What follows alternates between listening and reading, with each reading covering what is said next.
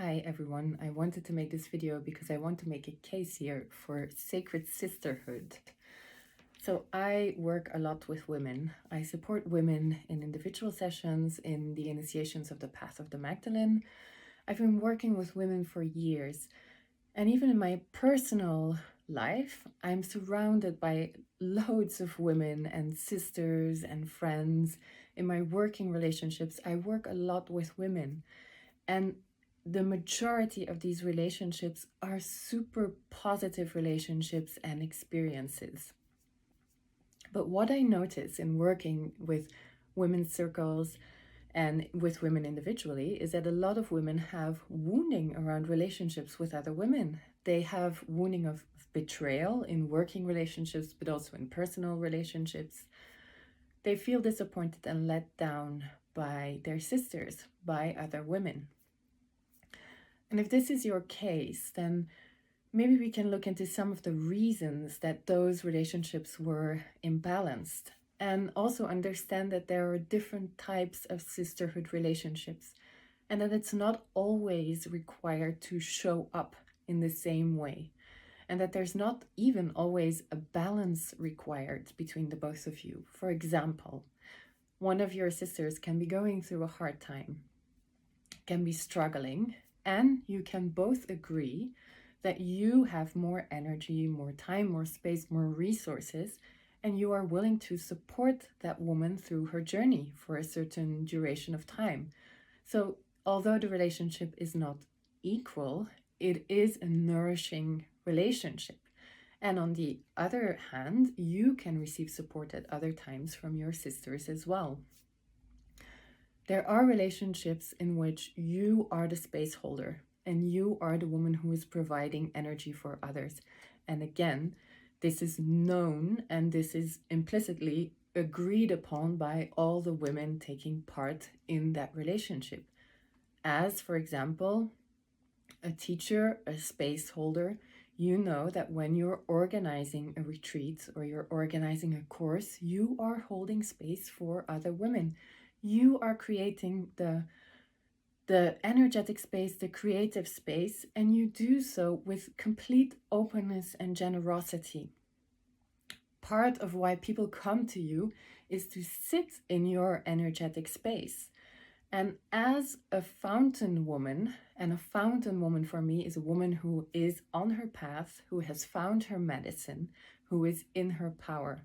When you are in that alignment, you receive an abundance of ideas, of inspiration, of creativity. You are like a fountain, like an overflowing cup of energy and inspiration from the Divine Mother, from the Divine.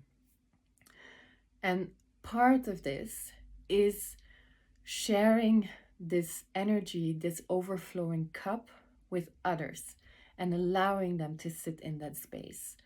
So part of this dynamic is also that when you're a space holder, people will receive through you certain ideas. They will tap into your ideas and the ideas that you've received in some of the projects that have come through your channel. And that is okay. It's a normal dynamic. Because when you're a fountain woman, you receive so many ideas and so much inspiration that it's too much for one single person to manifest or bring into the material world by themselves. So this is why other people can also share in this abundance of energy. There can be relationships with other sisters where you're holding space for each other. You're just creating a space that many friendships are like this, where your nervous system can relax, where your emotions can be discharged, where you can create a mutually healing space. And then there is sacred sisterhood, which is the highest frequency of sisterhood, which is when two fountain women meet, they recognize each other, and they support each other on their path. So two women who have found their medicine, so those are the requirements of such a relationship. They have found their medicine and they are sharing it and expressing it.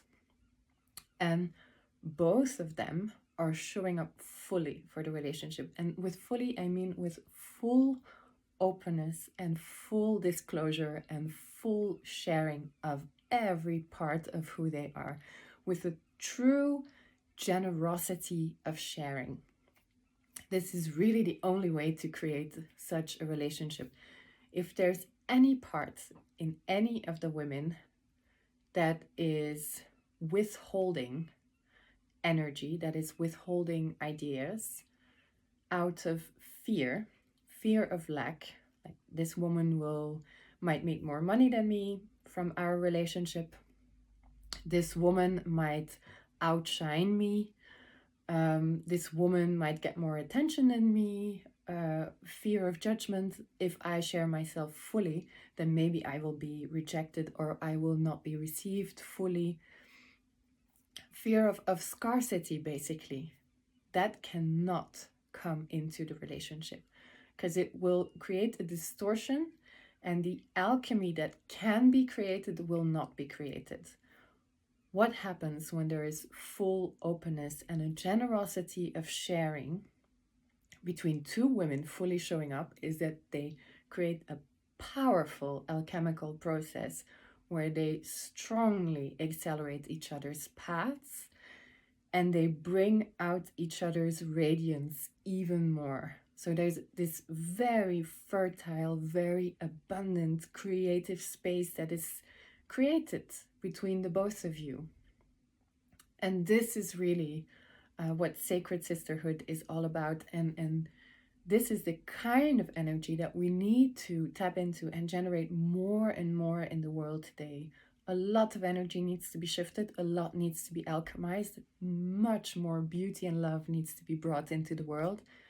And these kinds of relationships of sacred sisterhood are part of what will help heal the world and what will help bring more of this frequency of beauty and abundance into the world. So if you have been hurt in the past, if you've been wounded by another woman, then you can ask yourself two questions. Did I show up fully, in full openness and full generosity of my gifts? If this is not the case, then what is the fear within you preventing you from doing so? Because unless you are willing and able to be completely open, then you cannot have this kind of relationship. And the second question, if the answer is yes, yes, I did show up fully, yes, I did share in complete openness and generosity, then why did you not require the same from the other woman? Because that is really something that you need to take into account as well. Is the other person also on her path? Is she sharing her medicine? Is she open, trusting, generous? Because that is the only way in which it will work. Otherwise, if you show up fully and the other person doesn't, then you will feel violated. Because what will happen then is that in the co-creation or in the space that you share together, your channel, because you are completely open, will be used and will be drained by the other person who is withholding their energy. And I have experienced this in the past.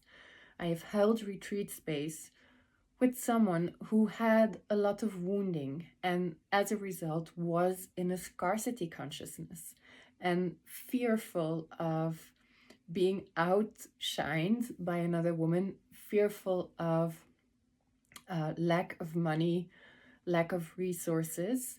And this caused her to shut down. And as a result, during the entire retreat, every time we opened space, I was the only one actually opening. And so all the channeling that happened, even through her, all the channeled messages came from my energy channel and were in my wording. So of course that made me feel very violated energetically, and it's not right. It's not right. So this is something you can protect yourself against as well by just thinking about these couple of criteria. Fully showing up, full openness, trust, and generosity. This is the alchemy that is required for abundant creative space. Because when you do meet in this way, it's just pure pleasure and pure beauty and pure abundance that is created. You can truly just bask in the beauty, in the soul beauty and the radiance of this other woman. And at the same time, your own radiance is amplified. And it's such an expansive space that you can create together. So I really encourage you to trust that this is possible and to pursue these kinds of relationships. So here's to sisterhood and sacred sisterhood and all the beauty and abundance and creativity that can be generated through these beautiful connections.